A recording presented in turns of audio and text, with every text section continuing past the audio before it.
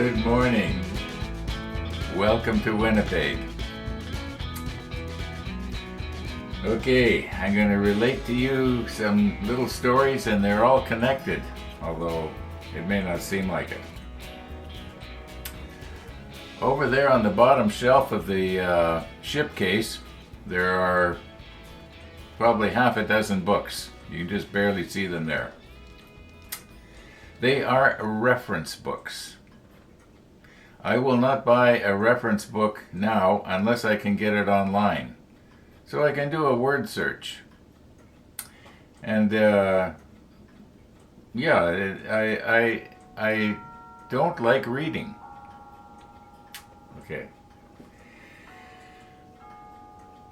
When my wife and I were first going together, we went to I guess you might call it, I forget what it was called at the time, sort of a compatibility classes where couples would go to see if they were, going to get along together. And as it turns out, Mary and I did, because, she's the only wife I had. And sadly, she died. Anyway, when we were there, people took turns reading different things. And when it came to my turn, I was feeling really uncomfortable because I knew I did not read well. And afterwards, my wife says to me, "You read like a retard." And I do. I do not read well. Okay, this is going somewhere. When my neighbor comes over and has coffee with me, quite often I will have just come back from a motorcycle ride, and of course he hears me pull in. He knows I've just come back, and he almost always says, "Where did you go?" Well, I know exactly where I went, but to try and describe it to him, I have great difficulty. For instance, there are 3 or 4 streets that I almost always use. There's Raleigh and Rothesay. There is Headmaster and Hoddenot. Hoddenot is the one out by Birds Hill Park. Headmaster is the one that has the Tim Hortons at it. Then there's a couple of other streets called McLeod and McIver. And I'm on those streets almost every time I go out on my bike. But when I have to describe to him, I'm thinking in my mind, okay, I went down such and such a street. I can see it in my mind, but I can't remember the name of it. And I almost get a headache. And there's been probably 10 times I've said, I got myself all balled up trying to describe where I went, and I'll say, "Don't ask me where I went. I can't remember the names of the streets." But he'll ask me anyway, and I'm sure the next time he comes over, he's going to say, "Where did you go?" Yeah, well, the thing of it is, he's trying to draw me out and start and get involved in a conversation, because I'm a bit of an introvert. I know I flap my gums a lot here at the model table, but that's I don't have a problem with the camera. Okay, so there's that. Now, I just got an email from a viewer, and he mentioned he was kind of apologetic about the big long email he had sent me way back in July. Now, I do recall reading the first part of that, because it talked about how when he watches my episode, probably because of the theme song, his wife knows he's watching it and she kids him about it or something. Okay, I remember reading that. But had I paged down, and I mean paged down, to the bottom, there were photographs there of his motorcycle. I don't remember seeing that. And I think I'd remember that. Okay. If you send me a long email or anything like that, in all likelihood, it will not get read. I just don't. I just do not read well. I don't like to read. My neighbor next door is he writes. He's written a couple of books. I haven't read them. You know, that's just not my thing. Reading's not my thing. I have this. It must probably some kind of disorder. Uh, anyway, I guess that would sort of go for comments as well. If you have a big long comment, and I've got several comments to read. Usually, there's only a dozen per episode. That's all. There's not that many comments, but a big long one, I automatically kind of cringe.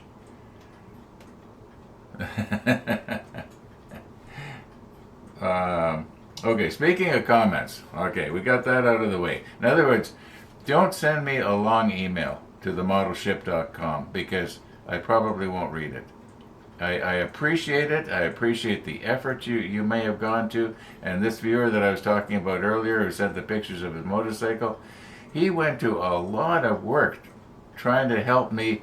I think it was to do with applying extra thin. Now another viewer made a comment, and I've heard this several times, and it seems to me I did try it, but not really. That the Tamiya airbrush cleaner is the same as extra thin. Now, is it the same, or does it just sort of do the same thing? And he was suggesting you could do a test, and I thought, hey, that might be kind of fun. I've been trying to think of how could I do it to see which one has the most dissolving power on this sprue plastic. I never came back to the model table yesterday afternoon like I thought I would. I still have to put our little part here in the ultrasonic cleaner, and then we're going to glue it on, and then we're going to try and decide about painting. I think that's about it. We've got all the pieces made, and I hope I haven't hurt anybody's feelings here with what I said about long emails. And you're thinking to yourself, gee, I sent Ron a big long email, and I didn't realize that he doesn't appreciate it. Well, I appreciate it. I appreciate you wanting to send me an email. I just don't appreciate the fact that it's long. I just can't cope with that. It's just me. I have this reading disorder. There's probably a name for it, but I'm not going to read up on it to find out what it's called. I've lived with myself now for almost 78 years, so I know my limitations, sort of. Okay, let's get on here this morning. I'm going to just go ahead and quickly get some warm soapy water and do the ultrasonic thing. Okay. I did do the ultrasonic cleaner thing on this part. Then I rinsed it off with plain water. Then I rinsed that off with isopropyl, 99%. So it's going to be pretty pristine. But why? Okay. Now, I can hardly see it, but right here, right where the little V, you might say, of this holder downer is, you can see where Trumpeter has drawn in that, I was going to say ledge. Anyway, you know what I mean. Here we go. I can't think of the word again. Okay, so I'm 99% convinced that this part is supposed to go right against the side, even though on the real boat it was not that way. So that's what we're going to do here. We're going to just glue it on, and I think that this panel is ready to spray. Once we do that, then we'll have to look into decals. Okay, the word I was trying to think of before but couldn't was ridge. You can see this ridge right here. Okay.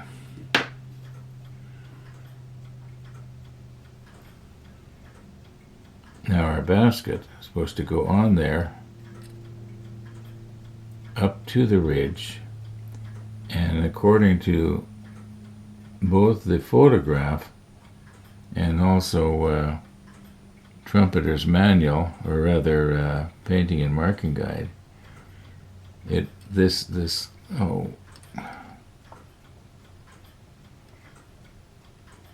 supposed to be flush with the front here.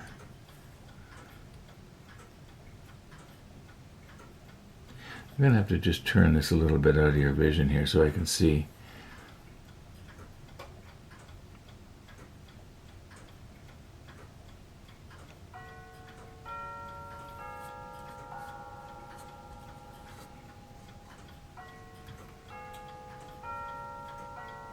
Okay, that looks pretty good. All right, now what I'm going to do is I'm just going to take some CA and just let it wick its way underneath that. Oh, I bumped it.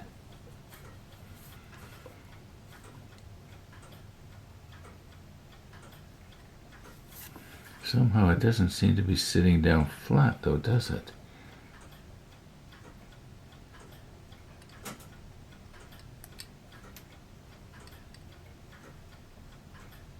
Okay, let's recheck here.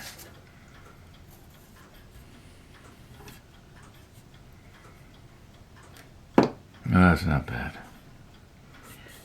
I could maybe go just a smidgen there.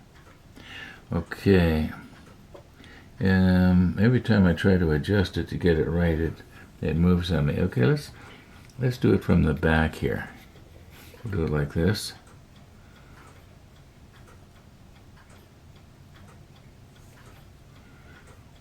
Now that probably wicked its way all the way to the one on the front. Now let's try not to bump it this time.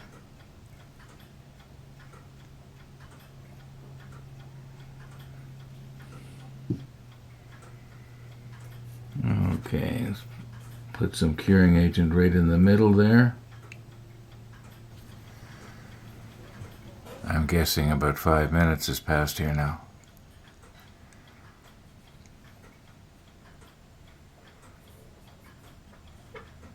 I think everything's dry in there. Let's just take a new swab, and yeah, nothing seems to be sticking that I can see.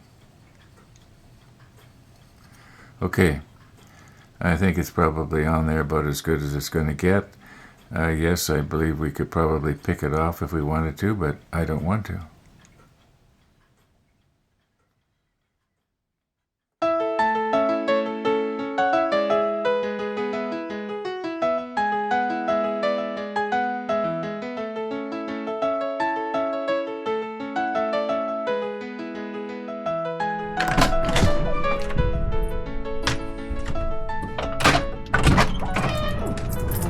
Hello.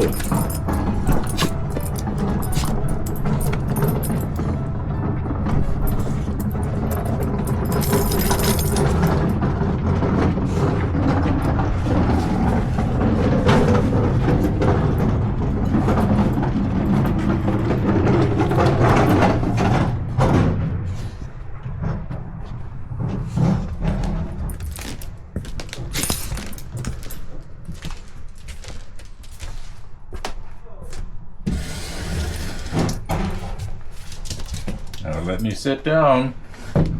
Okay. Okay. All right. You don't want this one, do you? No, you don't want this one. Morning, Max. Good morning, Rod. Warm day today. Yeah, it's not bad. It's about 6 or something right now. It's air blowing in from the southeast, but the air is cold right now. Missy made another beeline into the park. Yeah, she got here before I thought she'd be here. I wasn't paying attention. Next thing I knew, I looked in the monitor and I see a little black dog at my door. I said, he's coming. Just, he's coming, Missy. He'll be there.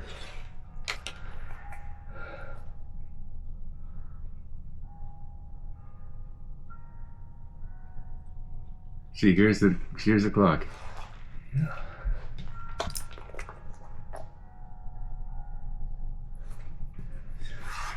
Is that the beginning of a siren? Should I howl? Is that a song? Should I be singing? She sings every day. To Oh Holy Night. She's getting good at it. She has trills and howls and. So, Missy, you gonna eat it this time? Yeah, you can eat it here. You don't have to take it outside. You can eat it here. Look, she's looking at you. Well, see what happens. You can eat it here. There you go. There you go. Sure.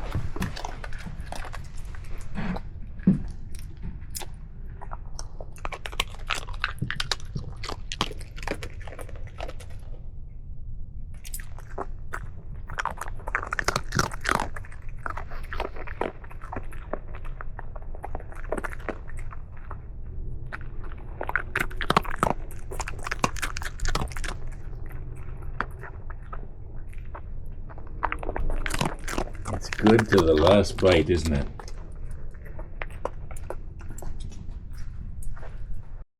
Here we go. Missy House.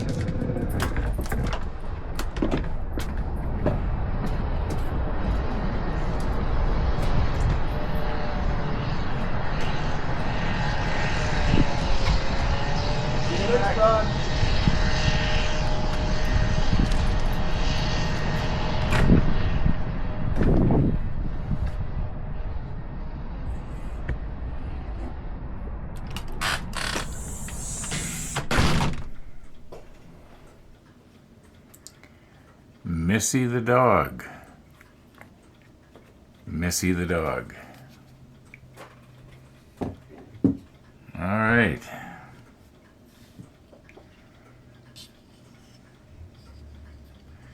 As I said before, I think we're ready to paint, but I was noticing in the manual that there's some more pieces we got to put together.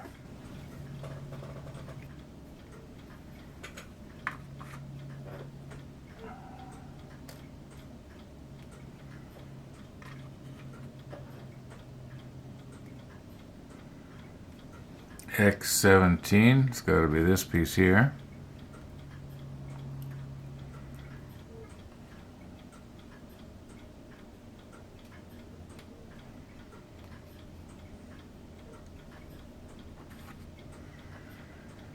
Okay, all of this has to get put together and glued up before it's painted. Now the wheel, I believe this wheel is supposed to be red, but this one here I believe is supposed to be green, and I missed it on the other module. It's still not painted. I'm still thinking to reach inside the other module and paint that wheel, at least the part that's visible. So it will have the illusion of being painted green. And also, if you remember on the other module, on the end of the engine there was a couple of controls, and one of the viewers mentioned, don't forget to paint the handles on that. And I said, yeah, I won't forget, or something like that. Well, I didn't do it, and I better, I should make a list of things that I should do here. Most of these wheels, I believe, are going to be red. They go. Oh no, pardon me, they're blue. Yeah, most of these are blue. Okay. Anyway, let's see if we can do something with this right here. We'll paint this wheel red, and because I want to paint it before I glue it on this part here. Okay, I've flipped ahead here to step 48, and because that's the step that shows how these pieces are going to be put into the overhead bulkhead. Because I was thinking, if I was to glue this piece and this piece together, I think they get fastened with this this rod here, and if I don't get it right, they're not going to line up properly. I think a person would, there's the other thing I could do, and that is not glue these together until just before I put them in place here. And then there's going to have to be lights. It looks like there's one. Now this is we're jumped way ahead here. We're, like I say, we're in step 48. There's 1, 2, 3, 4. So we're going to be putting in at least 4 lights, and maybe a fifth one where I think we might need to illuminate a dark area. I got all kinds of LEDs. I mean, may as well use them, right? At least that's my thinking at this point. So yeah, we can go ahead and paint these parts, but like I say, if we fasten them together, we're liable to end up getting the angles wrong. So, and if I'm going to be spraying these parts, I don't think I need to worry too much about filling the holes with, See, where does this one go? I think it's supposed to go right in there.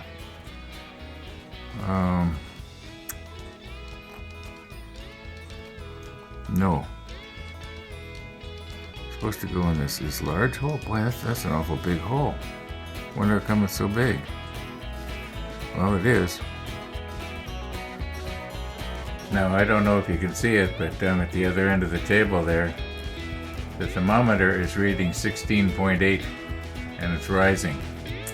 Now, I don't think it's actually quite that warm, but it's really nice out, and I want to take advantage of this. How many times have I not said that? How many times have I not said winter's just around the corner, or something to that effect? I'm going to call it quits here for today, and we'll talk about what I saw on this in the next episode, because I'm going to have to stick on the macro lens to talk about it. So thanks for watching, everybody, and all being well, we're going to see you tomorrow.